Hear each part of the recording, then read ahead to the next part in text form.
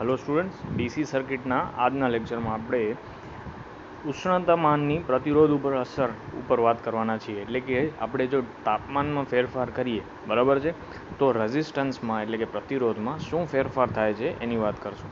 હવે આપણે આગળ વાત કરી હતી કે આપણી પાસે ટોટલ ક્લાસિફાઈ કરેલી મટીરિયલ્સ કેટલા છે, તો કે એક વાહક છે, અર્ધવાહક છે અને અવાહક છે, બરાબર છે. હવે બધામાં જો તાપમાનનો ફેરફાર કરશું તો એના પ્રતિરોધમાં શું આવે છે, ફેરફાર આવે છે. હવે જનરલી કેવું હોય તો આપણી પાસે ધારો કે અહીંયા એક આ કંડક્ટર પડેલો છે, બરાબર. હવે કંડક્ટરની અંદર શું છે, ઘણા બધા આવી રીતે એટમ રાખેલા હશે, બરાબર, ઘણા બધા એટમ હશે. હવે શું થાય તો કે જો આપણે આનું તાપમાન વધારશું તો આ બધા એટમનું શું થશે તો કે આ બધા એટમને પોતાની શું મળશે, એનર્જી મળશે, બરાબર. એટલે કે એનર્જી મળશે તો એ શું થશે, પોતાની જગ્યા ઉપર આવી રીતે ઉપર નીચે વાઇબ્રેશન્સ ચાલુ કરશે, બરાબર. આવી રીતે વાઇબ્રેશન્સ ચાલુ કરશે એટલે કે આ છે અહીંયા ઉપર નીચે થવાનું ચાલુ કરશે. શું કામ કે તાપમાન વધાર્યું તો આપણે શું કર્યું તો કે તાપમાન વધશે તો આપણે એટમ્સ એટલે કે અણુની આપણે એનર્જી પણ શું કરીએ છીએ, વધારીએ છીએ. હવે શું થાય તો કે એકચ્યુઅલમાં તો એટમ્સ આપણે જે કરંટ હતો એ તો શું છે, ઇલેક્ટ્રોનનો ફ્લો છે. એટલે ઇલેક્ટ્રોન શું કરશે, અહીંયાથી આવશે, બરાબર છે. એટલે કે અહીંયાથી આ ઇલેક્ટ્રોન્સ આવે છે. હવે ઇલેક્ટ્રોન્સ આવે છે એ શું થશે, એટમ સાથે અથડાશે, બરાબર. હવે અથડાશે એટલે એની ગતિને શું થશે, અવરોધ થશે, બરાબર. એટલે કે ફ્રીલી ફ્લો કરી શકશે નહીં. હવે નોર્મલ કન્ડિશનમાં તો કેવું હતું કે નોર્મલ કન્ડિશનમાં તો આ બધા પોતાની જગ્યાએ કેવા હોય છે, સ્થિર હોય છે. તો એનો પ્રતિરોધ કેવો હોય છે, પ્રતિરોધ ઓછો હોય છે. પણ જેવું તાપમાન વધાર્યું એ લોકો શું થશે, આ લોકોનો આવી રીતે મોશન ચાલુ થઈ જશે, ગતિ ઉપર નીચે ચાલુ થઈ જશે. તો એના કારણે શું થાય તો કે ઇલેક્ટ્રોનના વહનની શું થાય છે, ગતિ ઘટી જશે, બરાબર. તો એના કારણે એનો પ્રતિરોધ શું થાય છે, વધી જાય છે. એટલે કે આપણે જ્યારે વાહકની વાત કરતા હોઈએ તો જેમ આપણે તાપમાન વધારીએ તેવી જ રીતે શું થાય તો કે એનો પ્રતિરોધમાં શું થાય છે, વધારો થાય છે, બરાબર છે. આ વસ્તુ આપણે સમજવાની હતી, બરાબર. અહીંયા એ જ વાત કીધેલી છે કે જ્યારે કોપર, એલ્યુમિનિયમ વગેરેના ઉષ્ણતામાનના વધારાની સાથે પ્રતિરોધમાં પણ શું થાય છે, વધારો થાય છે, બરાબર. અને કોપર, એલ્યુમિનિયમ એ શું છે, વાહક છે. હવે એવી જ રીતે સેમિકન્ડક્ટર છે કે જેમાં કાર્બન, સિલિકોન, જર્મેનિયમ વગેરે આવે છે, બરાબર. હવે એની અંદર એક કોવેલેન્ટ બોન્ડ હોય. કોવેલેન્ટ બોન્ડ એટલે શું તો કે ઇલેક્ટ્રોનની ભાગીદારીથી બનેલો બોન્ડ હોય છે. તો એ બોન્ડ તૂટી જાય છે અને બોન્ડ તૂટે તો ઇલેક્ટ્રોન છૂટો થાય એટલે કે ફ્રી ઇલેક્ટ્રોન્સ આવશે. એટલે કે ફ્રી ઇલેક્ટ્રોન્સની સંખ્યામાં વધારો થાય છે, બરાબર છે. એટલે વાહકતા વધે છે અને પ્રતિરોધ ઘટે છે. વાહક કરતાં ઊંધું અર્ધવાહકમાં થાય છે કે તાપમાન વધાર્યું તો પ્રતિરોધ ઘટ્યો, જ્યારે વાહકમાં શું થતું હતું, પ્રતિરોધ વધે છે. એવી જ રીતે ઇન્સ્યુલેટર અથવા તો અવાહકની વાત કરીએ તો એમાં પણ શું થાય, પ્રતિરોધમાં ઘટાડો થાય છે. એટલે કે તાપમાન વધારો પ્રતિરોધ ઘટે છે. એટલે આપણે ટૂંકમાં વાત કરવી હોય તો શું થાય, જો તમે તાપમાનમાં વધારો કરો છો તો વાહક જે છે, બરાબર, એના રેઝિસ્ટન્સમાં એટલે કે પ્રતિરોધમાં શું થાય છે, વધારો થાય છે.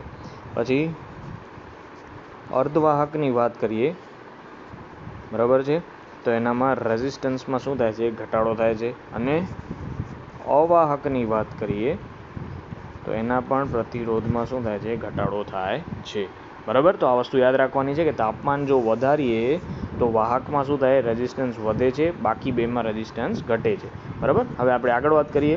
હવે અહીંયા તમને ગ્રાફ આપેલો છે. એ ગ્રાફની અંદર આલેખમાં શું આપેલું છે તો કે વાય એક્સિસ ઉપર પ્રતિરોધ છે અને એક્સ એક્સિસ ઉપર તાપમાન છે, બરાબર. અને એ એક શું બતાવ્યું છે તો અલગ અલગ તાપમાન ઉપર રેઝિસ્ટન્સની વેલ્યુ આપેલી છે.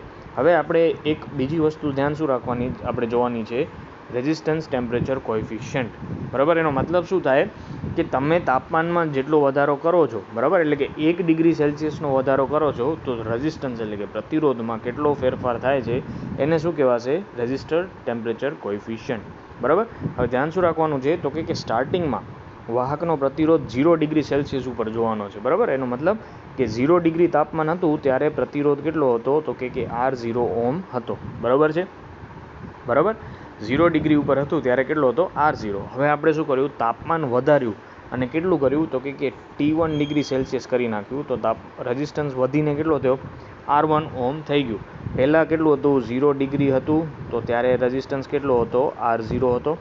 પછી આપણે શું કર્યું, T1 ડિગ્રી એટલે કે વધાર્યું, 0માંથી ક્યાં ગયા, T1માં, તો રેઝિસ્ટન્સ પણ વધીને કેટલો થઈ ગયો, R1. ખ્યાલ આવી ગયો. એટલે કે શું થાય હવે તો કે આપણે 0થી T1 ગયા, બરાબર, 0થી T1 સુધી પહોંચ્યા તો ટેમ્પરેચરમાં કેટલો વધારો થયો તો પહેલાં T1 હવે છે ને પહેલાં કેટલું હતું 0, તો આ બેમાંથી કરીએ તો આપણે કેટલો વધારો આવ્યો T1 ડિગ્રી સેલ્સિયસ. અને પરિણામે પ્રતિરોધમાં કેટલો વધારો આવ્યો, તો પહેલાં કેટલું હતું R0 અને હવે કેટલું છે R1, એટલે કે ફાઇનલમાંથી ઇનિશિયલ, બરાબર, એટલે કે હવેનું માંથી પહેલાંની રેઝિસ્ટન્સને આપણે બાદ કર્યો. હવે શું થાય તો કે આ જે વધારો છે ડેલ્ટા આર એ શું છે, પ્રતિરોધના શરૂઆતના ટેમ્પરેચરના પ્રતિરોધની કિંમતના સમપ્રમાણમાં છે. એટલે કે કોના સમપ્રમાણમાં છે, તો કે સ્ટાર્ટિંગમાં રેઝિસ્ટન્સ કેટલો હતો R0, તો આ ડેલ્ટા આર છે એ R0ના સમપ્રમાણમાં છે. પછી બીજું શું છે, તો કે ટેમ્પરેચરના વધારાના સમપ્રમાણમાં છે. ટેમ્પરેચરનો વધારો કેટલો છે T1 ડિગ્રી સેલ્સિયસ. તો આના ઉપરથી આપણે કહી શકીએ કે જે આપણો રેઝિસ્ટન્સમાં ફેરફાર થયો છે એને આપણે ડેલ્ટા આરથી દર્શાવ્યો, રેઝિસ્ટન્સનો ફેરફાર, અહીંયા તમને ખબર છે. તો એ સમપ્રમાણમાં કોના છે, તો કે R0 પ્રાથમિક રેઝિસ્ટન્સના, બરાબર. અને બીજું તો ડેલ્ટા આર છે એ કોના, તો કે તાપમાનના ફેરફારના સમપ્રમાણમાં છે, એટલે કે T1 અથવા તો T1 - 0 લખી શકો, એક જ થવાનું છે. હવે આ બંનેને ભેગા લખવા હોય તો કઈ રીતે લખી શકાય, તો કે ડેલ્ટા આર સમપ્રમાણમાં છે R0 અને T1, બરાબર. પણ હકીકતમાં તો ડેલ્ટા આર બરાબર શું હતું, તો કે ડેલ્ટા આર બરાબર આપણે શું લખી શકીએ, તો કે હવેનું રેઝિસ્ટન્સ કેટલો R1 છે, પહેલાં કેટલો હતો R0, તો R1 - R0 કરી શકાય. તો અહીંયા એણે ડેલ્ટા આરની જગ્યાએ શું મૂક્યું છે, ડેલ્ટા આરની જગ્યાએ R1 - R0 મૂકી દીધું. હવે આ સમપ્રમાણતા દૂર કરવી છે તો એની જગ્યાએ એને શું મૂક્યું, સમપ્રમાણતાનો અચળાંક, બરાબર છે. એને આપણે શું નામ આપશું, આલ્ફા 0, એને શું કહેશું, આલ્ફા 0. અને પછી શું કરશે, તો કે અહીંયા R0 છે એને અહીંયા લઈ આવશે, બરાબર, ઇઝ ઇક્વલ ટુની આ સાઈડ. તો R1 ઇઝ ઇક્વલ ટુ શું થશે, R0 + આલ્ફા 0 R0t. હવે આ બંનેમાં R0 છે તો R0 ને આપણે શું કરી લીધું, કોમન કાઢ્યો, તો આપણને સૂત્ર શું મળે છે, તો કે R1 is equal to R0. હવે અહીંયાથી R0 કોમન નીકળી જાય તો બાકી શું રહે, 1 વધશે પ્લસ આલ્ફા 0 એમનો એમ, R0 તો બારે આવી ગયો અને બાકી શું રહ્યું T1. તો આ તમને એક સૂત્ર મળ્યું જે તમને દાખલામાં ખૂબ જ ઉપયોગી થશે, બરાબર. R1 is equal to R0 1 + alpha 0 T1. તો આ યાદ રાખવાનું છે, બરાબર છે. હવે આના ઉપરથી આપણે આલ્ફા 0ની કિંમત ગોતવી હોય તો એને પણ આલ્ફા 0ને સૂત્રનો કરતા બનાવીએ તો આપણને શું મળે છે, alpha 0 is equal to R1 - R0 R0 T1, બરાબર છે. તો આ રીતે તમને શું મળે છે, આલ્ફા 0ની કિંમત મળી ગઈ, બરાબર છે. હવે શું થાય તો કે આ સૂત્રની અંદર R0 બરાબર 1 મૂકો, T1 બરાબર પણ 1 મૂકો, તો આલ્ફા 0 શું થાય છે, R1 - R0 થાય. હવે એના ઉપરથી એને વ્યાખ્યા બનાવી કે ટેમ્પરેચરમાં 1 ડિગ્રી સેલ્સિયસનો વધારો કરીએ, બરાબર છે, તો એકમ ઇનિશિયલ પ્રતિરોધ થતાં પ્રતિરોધના વધારાને, બરાબર, એનો મતલબ શું થયો કે 1 ડિગ્રી સેલ્સિયસ વધારો કરીએ છીએ તો પ્રતિરોધમાં કેટલો વધારો થાય છે એને આપણે શું કહીશું, ટેમ્પરેચર કોએફિશિયન્ટ. આ વ્યાખ્યા તમારે યાદ રાખવી પડશે.